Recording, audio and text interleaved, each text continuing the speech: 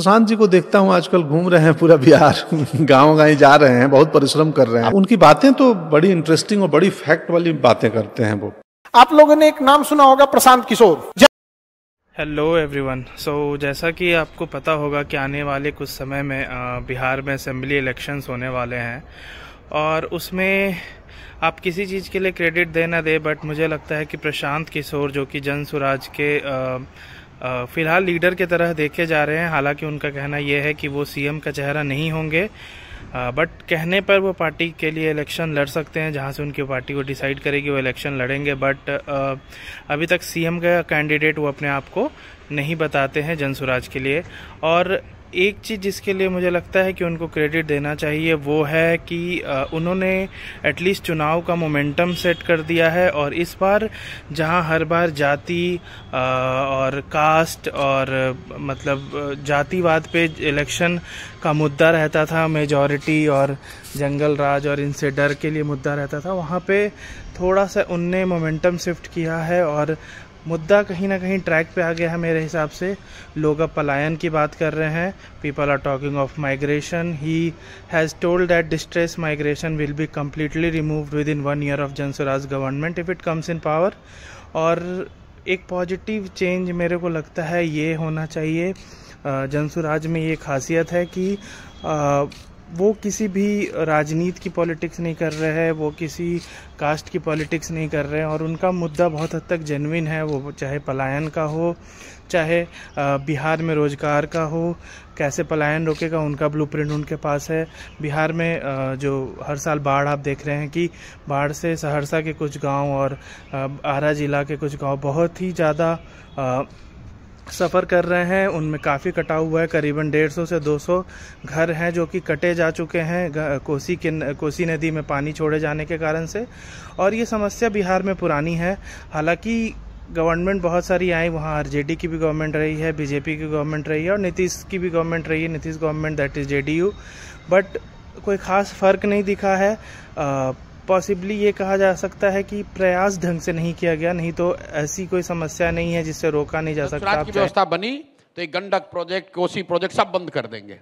एक ही प्रोजेक्ट बनाएंगे, एक वाटर ग्रिड बने जिसमें नॉर्थ और सेंट्रल बिहार और साउथ बिहार को एक ग्रिड से जोड़ा जाए, क्योंकि नॉर्थ में पानी ज्यादा है, सेंट्रल बिहार में जल जमाव की समस्या है और साउथ बिहार में सूखे की समस्या है।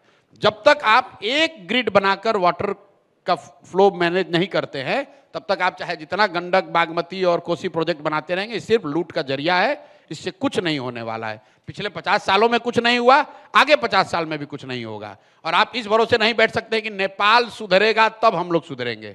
We have to create those canals, we have to create that water channels and water grid कि नेपाल कितना भी पानी भेजे हम उसको नीचे चैनलाइज कर सके। चाइना में आज से 300 साल पहले यह करके दिखाया गया है, चाइना में यह काम किया गया है।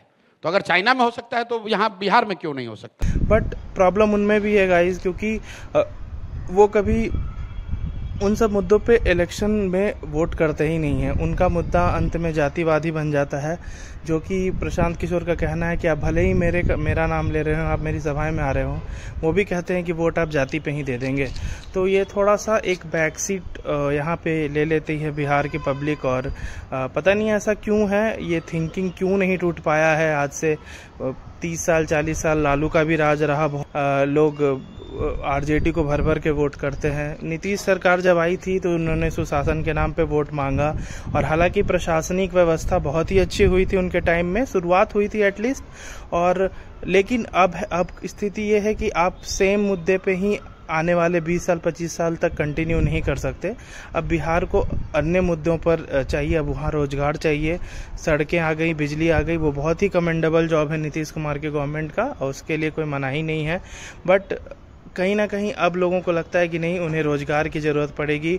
पलायन कर रहे हैं लोग, जो कि एक अच्छा मुद्दा नहीं है। और मुझे लगता है कि इसके बारे में कुछ करना चाहिए। और जनसुराज ने एक पॉलिटिकल टोन जरूर सेट किया है, इसके लिए उनको क्रेडिट मिलना चाहिए कि लोग अब पलायन की बात कर रहे हैं, लोग जॉब्स की बात कर रहे हैं, लोग वहाँ के हक की बात कर रहे हैं, और लोग कहीं ना कहीं जो अदर नेता जो झूठ फैला रहे हैं, जो भ्रामिक वादाएं कर रहे हैं कि 1 करोड़ जॉब देंगे। नीतीश कुमार का एक स्टेटमेंट था कि आने वाले 5 साल में वो 1 करोड़ जॉब देंगे, जो कि पॉसिबल नहीं है। उस पर बहुत ही फैक्ट के साथ जनसुराज के लीडर जो हैं प्रशांत किशोर जी बहुत ही फैक्ट के साथ बताते हैं कि करंट समय में मात्र करीबन 23-23.5 लाख लोग ही हैं बिहार में जो कि गवर्नमेंट जॉब में है। आई थिंक उनका ये आंकड़ा बिहार सरकार के नौकरियों को लेके है, बट अगर हम सेंट्रल गवर्नमेंट का भी मिला देंगे तो ये आंकड़ा कहीं भी बिहार के पॉपुलेशन के क्लोज नहीं पहुंचेगा। और नीतीश कुमार वादा कर रहे हैं कि वो 1 करोड़ जॉब देंगे, जो कि लिटरली पॉसिबल नहीं लगता। और इसीलिए प्रशांत किशोर का प्रेज करना चाहिए कि वो कोई भी बात ये नहीं कह रहे, वही नहीं कह रहे कि मैं आऊँगा तो साल भर में स्कूल व्यवस्था सुधर जाएंगी और अस्पताल की व्यवस्था सुधर जाएंगी। वो कह रहे हैं ये सब कामों में 10 साल लगेंगे, लेकिन हाँ आपको विजिबल चेंज दिखने लगेगा, क्योंकि ये काम की शुरुआत करने की एटलीस्ट जनसुराज काम करेगी। तो देखते हैं कि उनका ये मुद्दा कितना इफेक्टिव होता है और लोगों का वो माइंडसेट, लोगों का वो थिंकिंग वो कितना ऊपर उठा पाते हैं, वो एक देखने की बात होगी। अगर वो कर पाते हैं तो बहुत अच्छी बात है, बट देखते हैं आगे क्या होता है। बट एज अ लीडर और as an orator Prashant Kishor is just excellent. मैंने उनके कई इंटरव्यू देखे हैं और आप भी एग्री करेंगे कि वो एक ऐसे पॉलिटिशियन हैं, और मैं नाम नहीं लूँगा बट बड़े बड़े पॉलिटिशियन का इंटरव्यू भी आप आधे घंटे 30 मिनट 35 मिनट से ज़्यादा नहीं देख पाएंगे। But I think Prashant Kishor is a politician जिसका मैं और बहुत से लोग ये एग्री करते हैं कि उनका इंटरव्यू आप 1 घंटे का हो 1.5 घंटे का हो आप इजीली देख सकते हैं, क्योंकि वो